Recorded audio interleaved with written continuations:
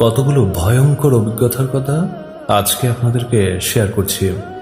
কিছুদিন আগে একজন সরকারি ঊর্ধ্বতন কর্মকর্তা গ্রেফতার হলেন, সাথে তার স্ত্রীও। এ সময় তাদের সম্পদের তদন্ত করা হচ্ছিল। দায়িত্বপ্রাপ্ত টাস্কফোর্সের সদস্য ভদ্র মহিলাকে জিজ্ঞেস করলেন, এই বিপুল সম্পদ জোগাড়ের উৎস সম্পর্কে আপনি কিছু বলার আছে?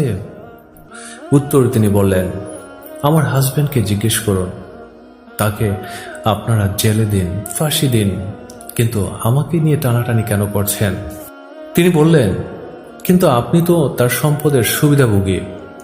কথা শেষ হওয়ার আগেই তিনি বললেন, আমি তাকে বলিনি চুরি করে আমাকে সম্পদ বানিয়ে দিতে, সে দিয়েছে, আমি এনজয় করেছি, আমার কি দোষ? তাকে শাস্তি দিন, আমাকে নয়। তার পাপের শাস্তি আমাকে কেন দেবেন? কি আশ্চর্য এই জগৎ, তাই না? অন্যদিকে আরেক ভদ্রলোকের অনেক বাড়িঘর।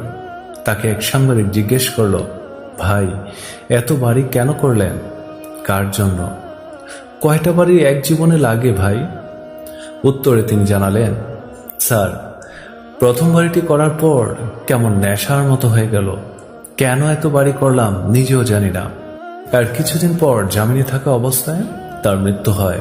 কয়েকদিন পর জানলাম ভদ্রলোকের নাকি 2টা বিয়ে করেছিল। তার লাশ উঠানে ফেলে দুই পক্ষ তীব্র ঝগড়ায় মাতিছিল সম্পত্তি বিলি বন্টন নিয়ে। উভয় পক্ষের জিদ তাকে দাফন করার আগেই এই বন্টন নিশ্চিত করতে হবে। অনেকে বুঝালেন, যা হবে আইন অনুযায়ী হবে, কে শুনে কার কথা? উভয় পক্ষের দাবি তাদের প্রাপ্য। তারা ঝগড়া করছেন কিভাবে সম্পদ বন্টন হবে, অথচ সম্পদ উপার্জনকারীর লাশ উঠানে পিঁপড়ায় খাচ্ছে। কি আশ্চর্য এই পৃথিবী, তাই না? আরেক ব্যক্তি অতি পদস্থ কর্মকর্তা ছিলেন।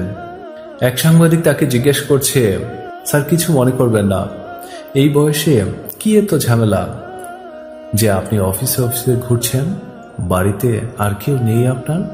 তার চেহারা কুঁচকে গেল, সেখানে কিলবিল করতে লাগলো হতাশা। তিনি বললেন, আপনি আমার পুত্র না, নাতির বয়সী। আপনাকে একটি কথা বলি, চাকরি জীবনে আমি প্রয়োজনের চাইতে বেশি কামিয়েছিলাম। সেটি আমার জন্য অভিশাপ হয়ে দাঁড়িয়েছে। একটি মাত্র ছেলে আমার, পড়াশোনা করে নেই, সারাদিন ঘুমায়, আর সন্ধ্যা হলে ক্লাবে গিয়ে মদ নিয়ে বসে, মাঝ রাতে পার করে মাতাল হয়ে বাড়ি ফিরে আমাকে অশ্রাব্য ভাষায় গালিগালাজ করে ভোরের দিকে ঘুমায়, তারপর সারাদিন বিছানায়। বিয়ে শাদীও করাতে পারি নাই তাকে। বলতে বলতে বুড়ো লোকটি কান্না করছিল আর বলছিল, ভাই আমার ছেলে মানুষ হয় নাই কেন জানেন? সাংবাদিক তার দিকে তাকিয়ে আছে। তিনি বলতে লাগলেন, কারণ সে জানে তার বাবার টাকা এক জন্ম খেয়েও সে শেষ করতে পারবে না। আমি যদি প্রয়োজনের বেশি উপার্জন না করতাম, তাহলে হয়তোবা এটা নাও হতে পারত। সন্তান অমানুষ হওয়ার মতো কষ্ট আর কিছু নেই। সত্যি আমি এই খবরটা দেখে আশ্চর্য হয়ে গিয়েছিলাম। আমরা টাকার পিছনে দৌড়াচ্ছি, ফ্যামিলি মানুষের প্রতি একটু খোঁজ নিচ্ছি না।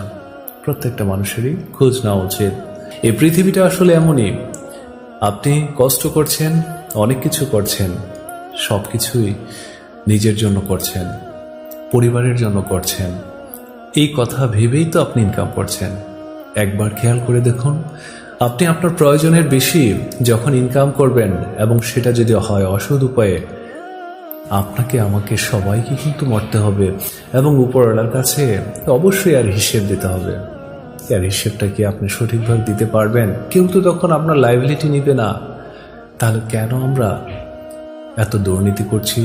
প্রয়োজনের বেশি অতিরিক্ত টাকা ইনকামের দরকার নেই, কারণ আপনাকে এই পৃথিবীতে আল্লাহ তাআলা কিন্তু লিমিটেড টাইম দিয়ে পাঠিয়েছে। এই লিমিটেড টাইমে আপনি যা ভালো কাজ করে যাবেন, তারই ফলাফল কিন্তু এক সময় পাবেন।